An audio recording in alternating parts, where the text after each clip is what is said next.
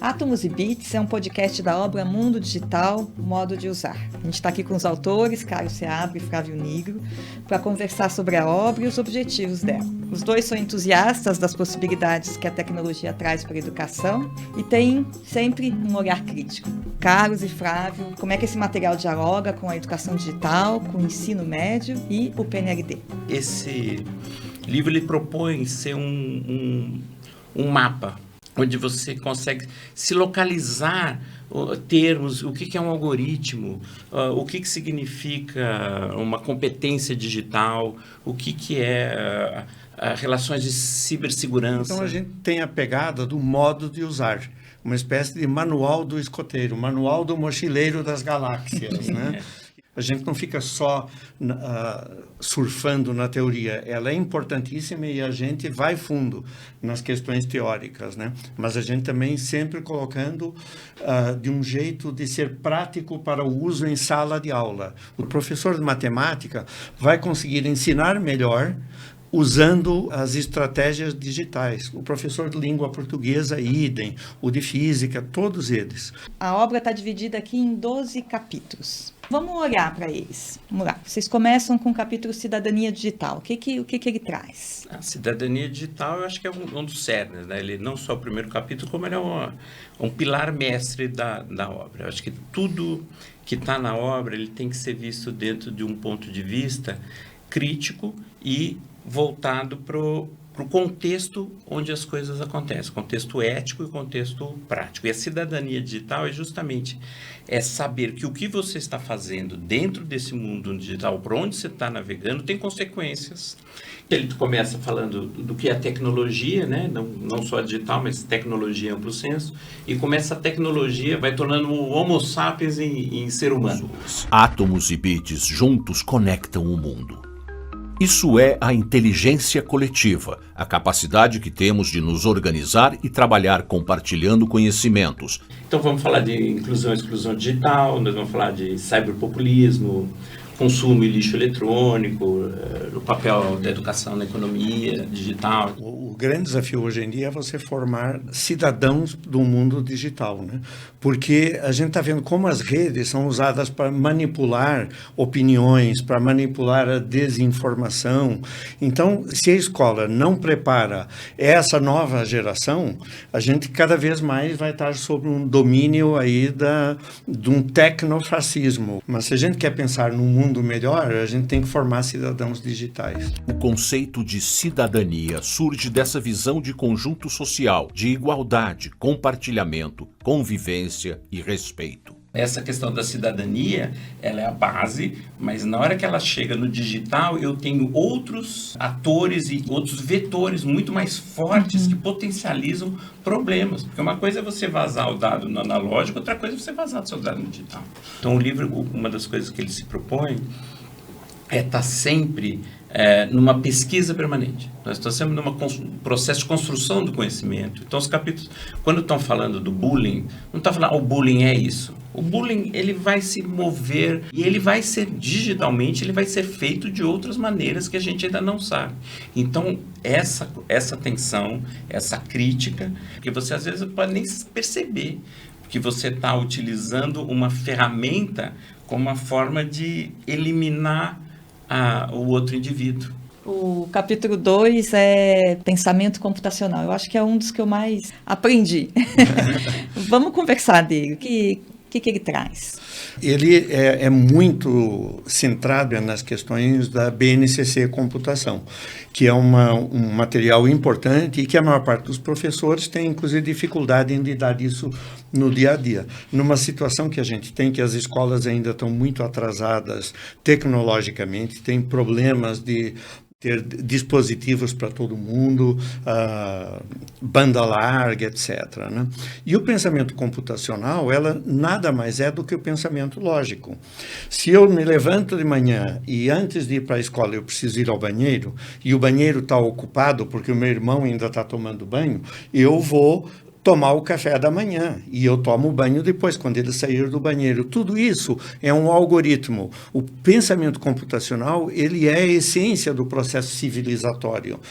Só que aí a gente aborda de um ponto de vista mais tecnológico e ensinando desde o que é um bit, um byte, um algoritmo, planejar um jogo com mapas mentais e fluxogramas, isso também faz parte do pensamento computacional, usar planilhas como bancos de dados e o pensamento computacional e o seu projeto de vida.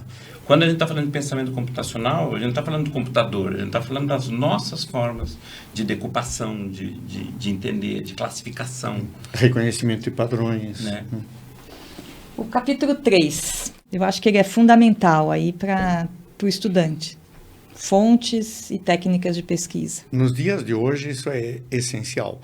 Você não basta o cara ir no Google e depois dizer, eu peguei isso aqui porque foi uma das primeiras 3 informações que tinha, né? É muito importante qualificar a fonte.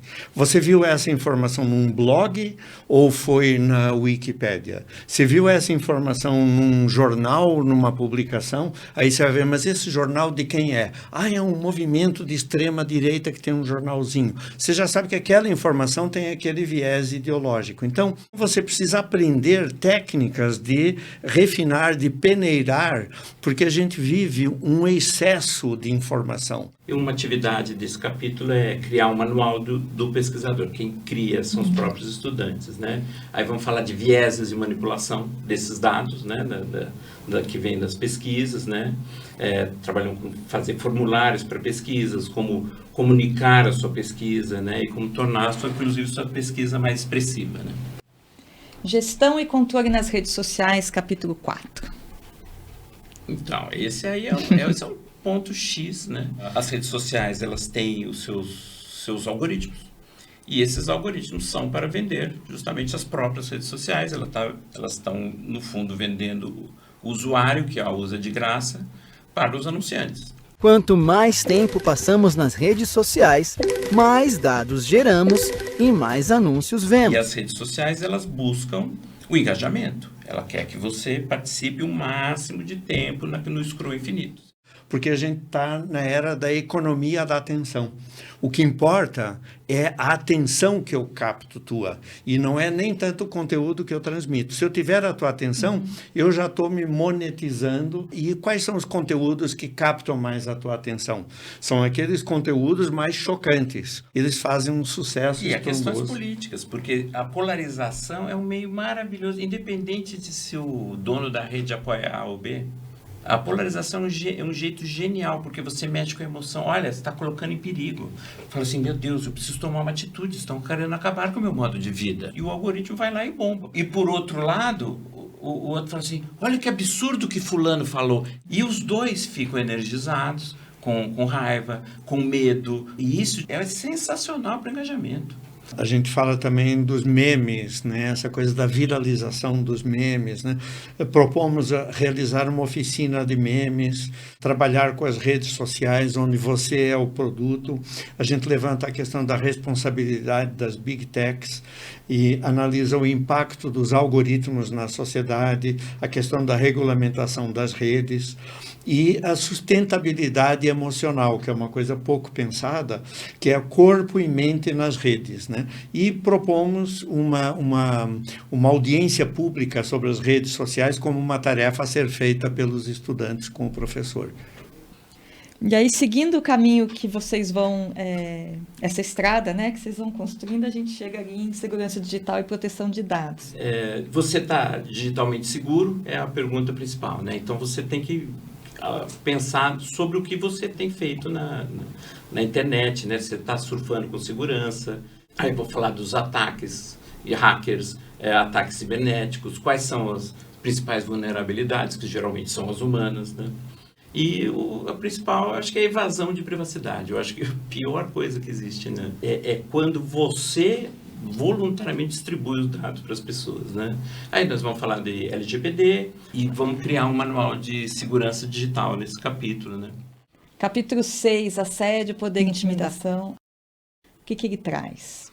Bom, é basicamente essa questão do bullying e do ciberbullying, né? A gente fala quando o assédio encontra o digital e a jornada de intimidação que está nisso aí. Então, é uma questão muito complexa de lidar, mas é uma questão que precisa estar permanente. Liberdade de expressão e bullying verbal tem que estar sempre em discussão, porque E tem muito a ver com empatia também, né? De você ouvir o outro, se incomodou, é porque talvez seja importante pensar sobre, né? Então, e são essas questões éticas que estão sempre presentes, né? Você sempre, essa coisa de se colocar no lugar do outro é uma premissa ética, gente. A gente fala também sobre o isolamento familiar e saúde mental. São aspectos muito pouco levados em consideração, mas que faz parte da educação digital, né?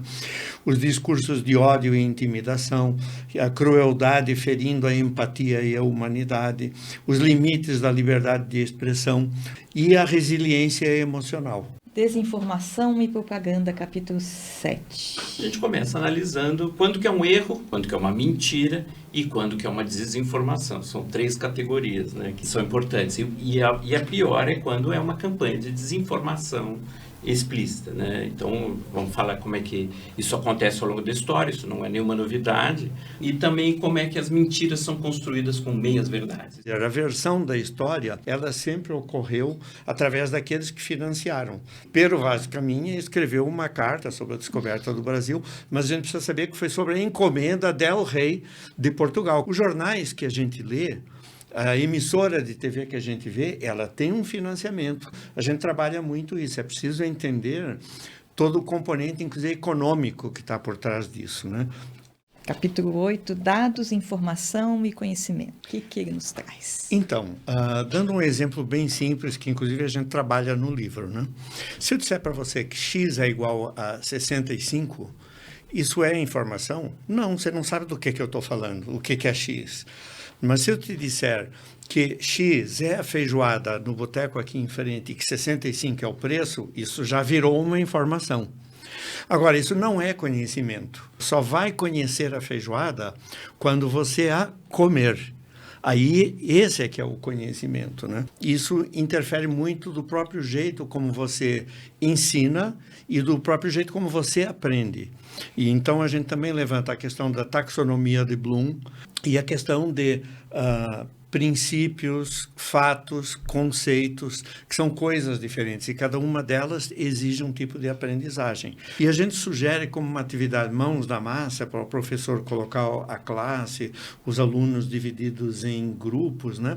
Trabalhar com o censo de IBGE na sua cidade. Então, pegar aqueles dados indicadores da sua cidade é uma forma de se apropriar da realidade local. Capítulo 9, inteligências artificiais.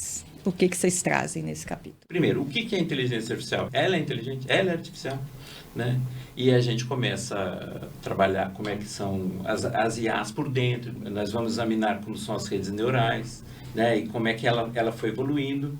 E a gente tem atividades que é o cerne da questão, que é trabalhar com engenharia de prompts, que é isso que as pessoas realmente precisam entender como domar uma inteligência artificial, né?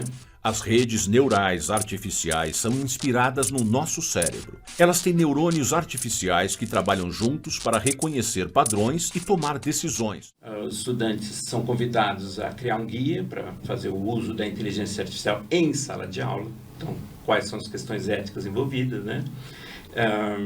E nós vamos discutir as inteligências artificiais e a democracia. Elas põem em risco? E daí a gente fala também de como essas IAs utilizam muitos recursos naturais, né? Demasiadamente, como é que eles utilizam muita água, como utilizam muita energia, né? E como é que você vai conseguir um futuro sustentável dessa maneira, né? Vamos falar então agora do capítulo 10, criatividade e cultura digital. É um dos capítulos mais propositivos também, porque ele faz sentido e dá um montão de ideias de como você pode usar o digital para ser criativo e criativo a serviço de um estudante do ensino médio. Assim como se escreve um texto, em que a gente escolhe a ordem das palavras, as ferramentas de edição ajudam a organizar as imagens e os sons. Uma organização que depende da história e de como quer contar. E a gente trabalha do papel ao pixel. a evolução da narrativa, as tecnologias na cultura e nas artes, ferramentas e plataformas para a criação digital e mapear atividades e eventos culturais, também faz parte disso, né? Com projetos culturais e tecnológicos. Abordamos também a questão da economia criativa, oportunidades e desafios, inclusive abordando alguns aspectos de encarreiramento futuro, e finalizamos com um trabalho sobre a sua persona digital. Todos nós temos uma persona digital, que é diferente da persona real que somos. É uma espécie do espelho de Dorian Gray, né? Então a gente trabalha um pouco isso, mais como uma autorreflexão do estudante. Capítulo 11, Direitos e Deveres no Mundo Digital. Nós vivemos em sociedade e temos regras, e essas regras propõem que você atue de determinada forma e você tem escolhas de agir de determinada forma. E no ambiente digital, obviamente, isso daí se repete, só que as regras no digital, neste momento, elas estão ainda um pouco mais fluidas até que a gente consiga encontrar os caminhos, né? Então, a gente trata novamente da pactuação escolar. Então, se você precisa entender como que dentro da classe, dentro da escola, esse mundo digital pode e deve ser incorporado sempre de uma perspectiva saudável, pedagógica, né? E falamos de acessibilidade, que é um direito universal. Falamos também um pouco das apostas e do vício induzido, né? E, enfim, voltamos ao tema de novo da cidadania digital e participação política, né? Agora, um aspecto muito importante que a gente trabalha é o seguinte: essa coisa de legislação, direitos e deveres, geralmente as pessoas falam, isso é com advogado. E as pessoas abrem mão delas decidirem e entenderem o que é. Então, a gente sugere que os alunos produzam um manual de uso de certos usos do digital na escola. Então, eles vão conversar com os gestores, com o diretor da escola, coordenadores pedagógicos, professores, em casa, conversar com a família, porque a pactuação é o sentido desse capítulo. Capítulo 12, que eu acredito que tenha sido mais difícil de fazer, o porvir das tecnologias. O mais divertido de fazer, com certeza. Aqui a gente fala de volta para o futuro, né? Imaginando o futuro, as tecnologias emergentes, os horizontes digitais. Falamos sobre a Web3, o que está sendo pensado principalmente no seu impacto na arte e na cultura, o impacto social das inteligências artificiais, e imaginando o mundo daqui a 10 anos, daqui a 20 anos, daqui a 100 anos, sei lá. As mudanças no mundo do trabalho e o uso responsável e sustentável das tecnologias, né? E a educação para o futuro, aprender a aprender. Será que estamos perto de viver nesses cenários futuristas ou o futuro que nos espera será bem diferente daquele que sonhamos? O material ele tem estruturas fixas em cada um dos capítulos. Quais são elas e como que elas ajudam no trabalho do professor? Essas sessões são permanentes exatamente para que você tenha esses momentos de ação, de reflexão sistemáticos, né? A gente tem uma que chama Mão na Massa, que o próprio nome diz, é uma coisa muito de ordem prática, vamos produzir, né? Ela se complementa com o que chama Laboratório de Ideias. Outras são sessões Qual é a Sua, que vê como é que o indivíduo se coloca dentro do mundo digital, né? E Você no Mundo é uma sessão que já trata mais como é que o mundo coloca a pessoa dentro de um ecossistema digital. Então você pode pensar mais em termos de sustentabilidade, seja ecológica, econômica ou mesmo até individual. Tem uma sessão que se chama Sabecultura, que a gente chamou especialistas nas áreas dos 12 capítulos, eles escreveram um texto especial para a obra e eles também deram entrevista aqui para este podcast.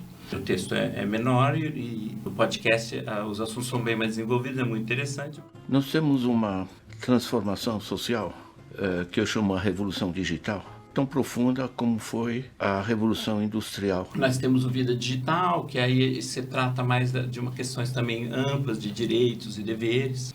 E tem uma seção logo no início, né, que ela chama de diário de bordo. Todo capitão de navio dos grandes descobrimentos mundiais tem um diário de bordo. E isso é fundamental, porque tem aquela coisa que verba volant scripta manent. Quando você escreve, a coisa permanece. E leva a uma autorreflexão do estudante. Então, é uma coisa interessantíssima, né? No final, nós temos um glossário, que termos que podem ser interessantes tanto para o professor ou para o estudante, às vezes nomes que a gente escuta com muita frequência, mas não sabe exatamente o que é. E nós temos também a seção Conexões, com indicações principalmente de livros, de filmes e de sites. E o que eu queria chamar a atenção também é o aspecto de almanaque que o livro tem, né? Quando você olha isso aqui, né, e todo o interior das páginas, ele tem uma pegada visual.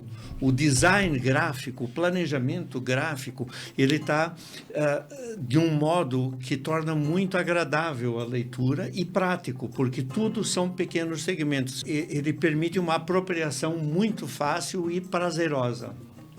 Bom, obrigada pela conversa, foi ótimo.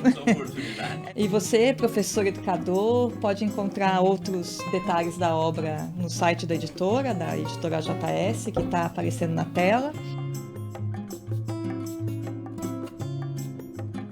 Pode baixar a obra pelo QR Code. E se gostou de ouvir a nossa conversa, compartilhe o podcast nas suas redes escolares.